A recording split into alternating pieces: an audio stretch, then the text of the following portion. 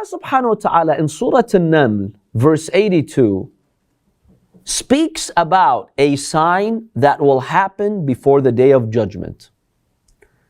وَإِذَا وَقَعَ الْقَوْلُ عَلَيْهِمْ أَخْرَجْنَا لَهُمْ دَابَّةً مِّنَ الْأَرْضِ تُكَلِّمُهُمْ أَنَّ النَّاسَ كَانُوا بِآيَاتِنَا لَا يُقِنُونَ. Allah subhanahu wa ta'ala says, basically when the word is completed, the time comes near, we will have a Daabba come out of the earth that will speak to the people. Let's now examine this verse. What's the linguistic meaning of Daabba? The linguistic meaning of Daabba is anything that moves on the earth, walks on the earth, moves on the earth. Because what's Dabba yadubbu in Arabic? Moves. So Daabba linguistically means what? That which moves on the earth. Now yes, when you're dividing the living beings to humans, animals, plants, Daabba is usually referred to what? No, not humans. It can be, but usually people use it to refer to animals. But can it be referred to humans? Absolutely. Linguistically, it includes humans, just like it includes animals. Now, the Holy Quran does not tell us what this Daabba is. What exactly is it going to do? What are the circumstances? It keeps it vague. Why? There are a number of reasons why some Quranic verses keep certain things vague. What's one reason? At their time, they wouldn't understand even if they tell them what it is. So maybe at that time they would not fully understand. But the Quran does give us some specific descriptions of, let's say, the Day of Judgment. It goes into more detail. When it comes to this sign, very vague. Something that moves is going to talk to them. I mean, that's pretty vague, right? It's one of the miracles of God. How is that a miracle of God? Just to keep it secret, so nobody. To keep it a secret? Maybe animals will talk. No. It could be. But the question is, why keep it vague? Why not give us more descriptions in the Quran? See, Allah subhanahu wa ta'ala in Surah An-Naml verse 82 very vaguely mentions this sign. And when the time comes, we're going to have a Daabba, something that moves, talk to people. That's pretty vague, right? How come it doesn't give us more detail about this in the Quran? Keep us curious. You have the right idea. It's more than curious. Think and alert. Think, alert, and even scared. See, when you want to bring people's attention to something, right? Not to scare them negatively, but so they'd be prepared, you mention a vague sign.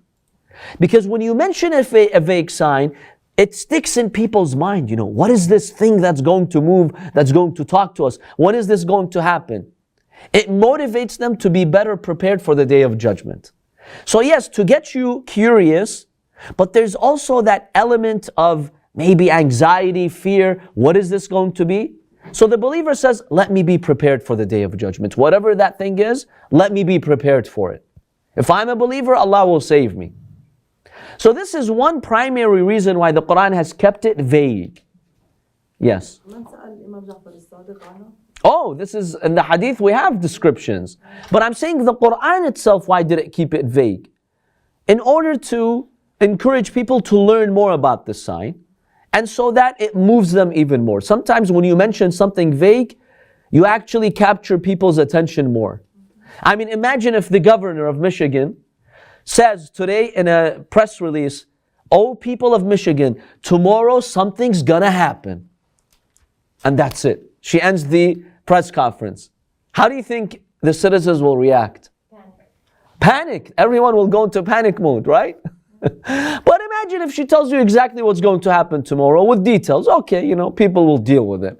When you keep something vague, you actually are inviting people to seriously think about it.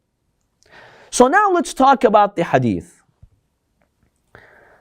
Before we mention the Hadith, Allah tells us that Daabbat al-Ard, something that moves from the earth, will come out. It will speak to the people. And the primary mission of this Daabba is to separate the believers from the non-believers. I will mention to you some hadiths about what this Daabba will do. It will go to the believers and say, you are a believer, you're saved. They go to a camp. And then it will go to the hypocrites, the munafiqeen, and the disbelievers and tell them, you are disbelievers. That's it. The test is over. The wrath of God is going to include you. That's what the Daabba is going to do. Now, let's ask this question before we mention the hadith of Imam al-Sadiq as to what this Daabba is. Let's ask the question, can you use the word Daabba to refer to a human being? Yes. Linguistically, can you? Let's look at the Quran. Does it use the word Daabba to refer to humans? Allah subhanahu wa ta'ala in Surah Hud, verse 6, Allah subhanahu wa ta'ala says, وَمَا مِن دَابَّةٍ فِي الْأَرْضِ إِلَّا عَلَى اللَّهِ رِزْقُهَا. Everything that moves on earth, it's up to Allah to give it its rizq and sustenance. Does that include humans? Yes. Absolutely. Because Allah is talking about the inhabitants of the earth. Just like it includes animals, it includes humans. So that's one verse from the Quran that tells us Daabba, even though people usually use it to refer to an animal, but it includes humans. Another verse in the Holy Quran, Surah An-Nahl, verse 61, Allah subhanahu wa ta'ala states, وَلَوْ يُؤَاخِذُ اللَّهُ النَّاسَ بِظُلْمِهِمْ.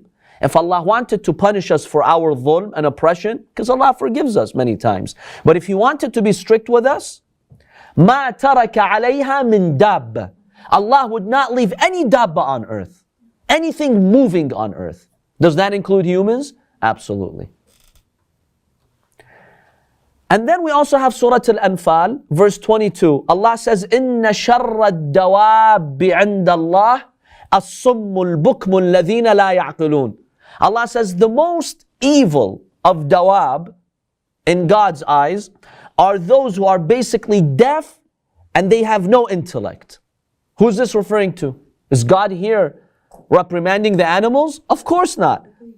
He's talking about those pagans who would hear the message of the Prophet, but they're deaf to it. They would not see the intellect in it. Allah is calling them dawab. Inna sharra dawab. So then we have here verses in the Holy Quran that support the idea that the word Daabba can refer to a human being. Okay. Having said that, let's talk about this Daabba here, according to our hadith. In our hadith, it says this Daabba is very powerful. It will separate the believers from the non-believers. It will carry the asa of Musa alayhi salam. The staff, the stick of Prophet Musa will be carried by this Daabba. Wa khatam Sulaiman. What's khatam Sulaiman? The ring that Prophet Sulaiman had, which actually gave him powers to rule on earth. He will carry that ring. So we find that whatever this Daabba is, it's powerful. It basically continues the line of the prophets. It has the power of previous prophets and will separate the believers from the non-believers. All these descriptions so far, who do you think they're applicable to? Imam Ali alayhi salam. Now some people find this difficult to accept. I'll be very honest with you. This is a discussion scholars fight over each other about in the seminaries. One group of them says, look, we have these hadiths and the analysis that I presented perfectly matches. Another group of scholars, they're like, using the word Daabba to refer to Imam Ali is extremely inappropriate. Because in the common language of people, this word is a derogatory word. It's a negative word, and how can you accept for such a word to be applied to Amir al-Mu'mineen alayhi salam? So you'll find some scholars being very emotional about this, and you know, it really is a strong point for them. But if you look at our books of hadith, yes, our books of hadith do confirm that this moving figure that Allah will resurrect before the Day of Judgment is Imam Ali ibn Abi Talib alayhi salam. So in one hadith from Hudhayfa ibn al-Yaman, he's one of the companions of the Prophet, he says that the Prophet sallallahu alayhi wa described what this Daabba is. لا يدركها طالب ولا يفوتها هارب. No one is fast enough to catch this figure, and no one can escape from this figure. فتسم المؤمن بين عينيه ويكتب بين عينيه مؤمن. This figure will come to the believer and will write on his forehead, between his eyes, you are a believer. وتسم الكافر بين عينيه ويكتب بين عينيه كافر. And for the disbelievers, it will be written on their forehead that they are disbelievers. وَمَعَهَا عَصَى مُوسَى وَخَاتَمْ سُلَيْمَانَ. These descriptions, brothers and sisters, does it sound like Allah is referring to an animal that's coming out from the earth doing all of this, carrying the stick of Prophet Musa, the ring of Sulaiman, separating haqq from batil? A lot of scholars say, look, that's unlikely. That's very unusual for Allah subhanahu wa ta'ala to do that. Now let's go to Tafsir Ali ibn Ibrahim, which is one of our Shia works of tafsir from Al-Imam As-Sadiq alayhi salam. Al-Ayman went to Ammar ibn Yasir. Al-Imam As-Sadiq is narrating this. Who's Ammar ibn Yasir? One of the companions of the Prophet and Imam Ali. He says a man went to Ammar ibn Yasir. He told him, there's a verse in the Holy Quran that's preoccupying my mind. Tells him which verse? He says this verse. What's this Daabba that's going to emerge and do all of this stuff and speak to the people, and this is a sign of the hour? Ammar ibn Yasir tells him, I swear by Allah, I'm not going to sit on the ground nor eat anything or drink anything before I show you that Daabba. He says, what? Really? He says, yeah. And Imam al-Sadiq says, Ammar took this man to go and see Imam Ali ibn Abi Talib alayhi salam. He says they went, they saw the Imam. He told him, see Ali ibn Abi Talib. He says, okay, I saw him. Then they left. Then Ammar sat on the floor. He started eating and drinking. The man said, you just broke your oath. You swore that you will not eat and drink and sit on the floor before you show me that Daabba. How come you didn't show it to me? Well, Ammar ibn Yasir, he basically told him, I showed you the Daabba, but you have no intellect to grasp what I was showing you. I showed you the Daabba. I took you to Imam Ali ibn Abi Talib alayhi salam. And another hadith, Al-Imam As-Sadiq alayhi salam states that the Prophet went to see Imam Ali alayhi salam. Imam Ali was sleeping in the masjid and basically had put some dust or sand underneath his blessed cheeks as a pillow. That's how the Imam would sleep. So the Prophet basically called on him to wake up. The Prophet told him, Qum ya Daabbat al-Ard. Stand up, get up, O the moving figure who's owned by Allah subhanahu wa ta'ala. فَقَالَ رَجُلٌ مِّنْ أَصْحَابِهِ. One of the companions of the Prophet told him, Ya Rasulullah, أَنُسَمِّي بَعْضَنَا بَعْضًا بِهَذَا الْإِسْمِ. Can we call each other this name, that you are the Daabba of God? The Prophet says, La wallah, no. The only one who's been given this attribute and description is Ali ibn Abi Talib alayhi salam. No one else has the right to be called this attribute.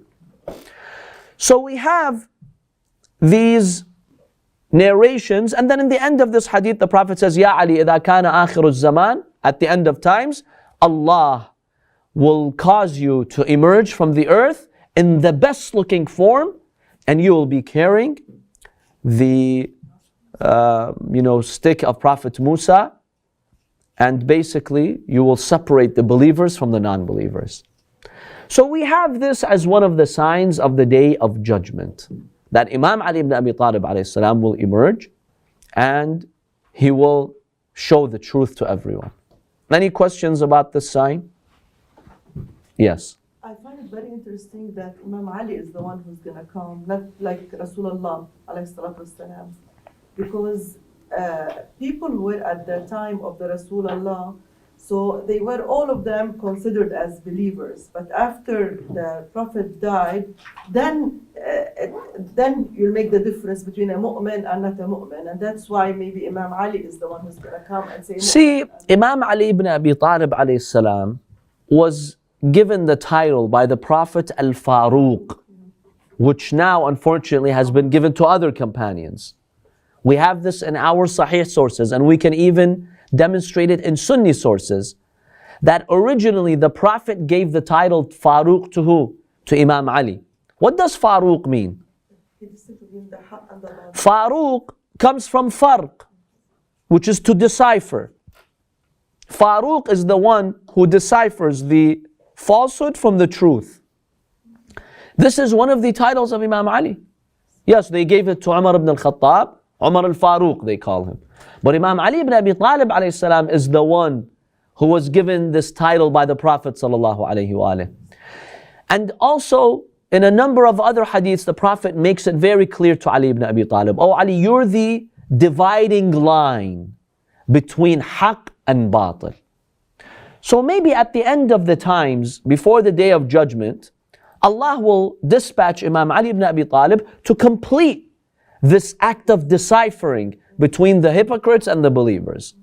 So Imam Ali is just continuing the message of the Prophet. And remember, when we talked about the raj'ah, the return previously in this course, we said that also the Prophet sallallahu alaihi wasallam will be resurrected, he will come. So the Prophet will come, but this particular verse speaks about Imam Ali ibn Abi Talib alayhi salam.